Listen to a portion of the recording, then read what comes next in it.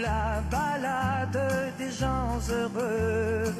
Je viens te Jean-Sébastien, c'est un vrai décor de carte postale que tu nous invites à découvrir cette semaine. Nous allons donc dans le Haut-Rhin. En Alsace, dans le Haut-Rhin, qui est en bas, hein, Victoire. Non, mais le bas est en haut. Bas, le Bas-Rhin est en haut. Ah oui, c'est contre-intuitif. Hein, oui, totalement. c'est quoi cette histoire? Pourquoi C'est dans le sens du coup de le Rhin. Du Le Ah, et le va Rhin du sud vers, vers le nord. Ah, bien sûr. D'accord. Il se jette pas dans la Méditerranée, Non. contrairement à ce que tu penses. Absolument. Que Et de donc, nous découverte partons aujourd'hui. découvrir le village d'Egisheim.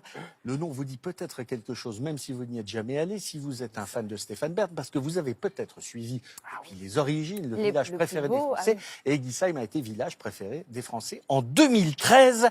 Stéphane a donc ajouté son nom au rayonnement de ce village, en plus de celui de Léon IX. Léon IX, Bah, qui bien s'appelait de sûr. son vrai prénom Bruno, mais il est devenu pape à Rome. C'était en 1048. Il est resté pape jusqu'en 1054. Ah ouais. Et alors, à quoi ressemble ce village? Ah ben alors, dès qu'on découvre le bourg d'Egisheim, 1600 habitants environ, on tombe totalement sous le charme de ces maisons construites en grès rouge des Vosges. C'est absolument somptueux, à l'image de c'est la Léon IX, là. chapelle Ouais. Léon IX, Saint Léon IX, chapelle dédiée à ce pape voyageur qui n'a vécu à Rome que 8 mois seulement pendant Ah oui. toute sa mandature. Il bougeait était beaucoup. surtout chef de guerre, poète, musicien, le seul pape alsacien qui était aussi un cousin de l'empereur du Saint-Empire, qui a convoqué le concile de Latran, bénéficie de cette chapelle qui est pleine de couleurs, qui est magnifique, pleine de couleurs, comme ce village d'Egisheim où on a l'impression de rentrer dans une aquarelle. On a l'impression Une petite d'être... maison de poupée. Ça dévoile des Marie-Laurent. charmes à chaque coin de rue, à chaque coin de ruelle. Tout cela avec des maisons colorées à pans de bois ou à colombage, avec des portes qui s'ouvrent et qui dévoilent des chapelets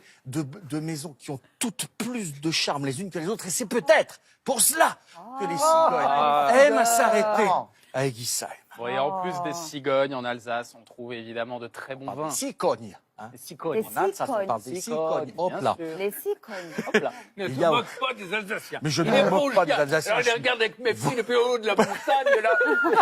Pas du tout, je les regarde avec envie, surtout Ah, si on parle de la route des vins bah d'Alsace. tiens.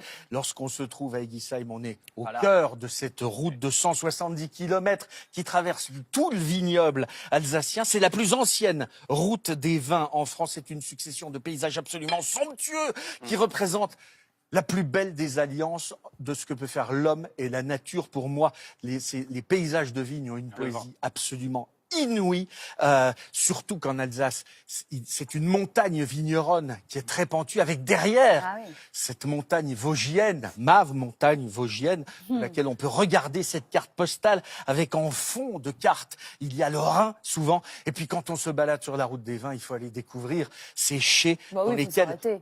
on va vous raconter le vignoble, le vin alsacien qui est un vin de cépage. Il faut le savoir, 7 cépages alsaciens, Gewürztraminer, Riesling, Pinot, Blanc, Gris, Noir, Muscat, Sylvaner.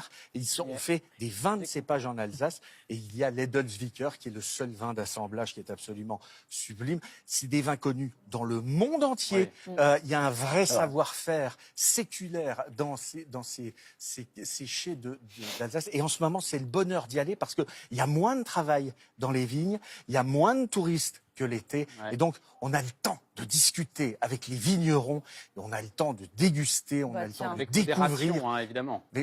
On recrache. Quand, Voilà, de toute manière, bah quand voilà. on déguste, on crache. On crache, Voilà, oui. et après, on met dans le coffre de la voiture et on rentre chez soi. C'est ça.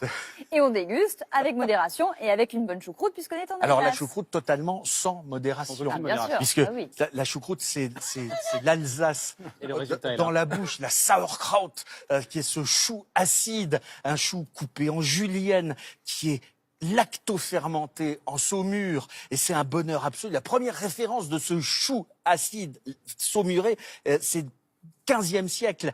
Il s'est généralisé sur les tables au 16e et la recette de la choucroute actuelle date du 19e. Et ce chou, dont on pourrait dire qu'il est prédigéré, Ah oui. puisque les Alsaciens parlent du velours, Ah, de c'est bien vendu, l'estomac. ouais. Mais on va pas le Bien dire, vendu. tu vois, parce que là, c'est... Ça Ça donne n'est envie, que hein. du velours quand on va dans ce restaurant du Vieux-Porche, on l'utilise Au Vieux comme accompagnement. d'un poisson. Alors, on parle pas de choucroute de la mer, hein, parce que là, c'est une Ah, c'est hérésie, un sacrilège. agaçage, Ah un bon énervement. Carrément. Ah oui Pour quelle raison? La mer est La loin. choucroute, il y a une recette, il y a de la charcuterie. Ah oui, d'accord. On va pas commencer à mettre du poisson dans la choucroute. En revanche, on peut se servir de choucroute Avec pour du poisson. accompagner un poisson. D'accord. Parce que c'est subtil, la hein. douceur, le petit côté Ah oui. sucré du poisson se marie absolument parfaitement avec la légère acidité, le côté acidulé de ce chou fermenté. Fermenté. Choucroute, c'est un bonheur absolu. Oh, là, on découvre, c'est une vraie belle recette, c'est gourmand Ah oui. à souhait, mais c'est encore plus gourmand de se retrouver à table avec un grand plat, des knacks, des saucisses, des jarrets, du lard fumé. Attachez-le, attachez-le, attachez-le. La fête est sortie de son four. C'est quand même pas facile de faire plus convivial. qu'une choucroute. Bien sûr. Peut-être le Welsh, mais en attendant, ça. la choucroute, c'est magnifique. Oh là là, mais que D'ailleurs, c'est il beau. y a Clément Marot qui est en train de discuter, tailler le bout de gras avec nos Avec invités. nos invités du dossier. Et, il est en train de nous les distraire. On va aller les rejoindre. Merci tout de suite. beaucoup, Merci, Jean-Sébastien. À mardi ou à tout à l'heure si tu veux traîner du côté Je de la pense que cuisine je pour vais- le Welsh. Je vais rester dans le coin. Ah bah tiens. Des chances. Chose Merci me dit qu'on beaucoup va le en tout retrouver, cas.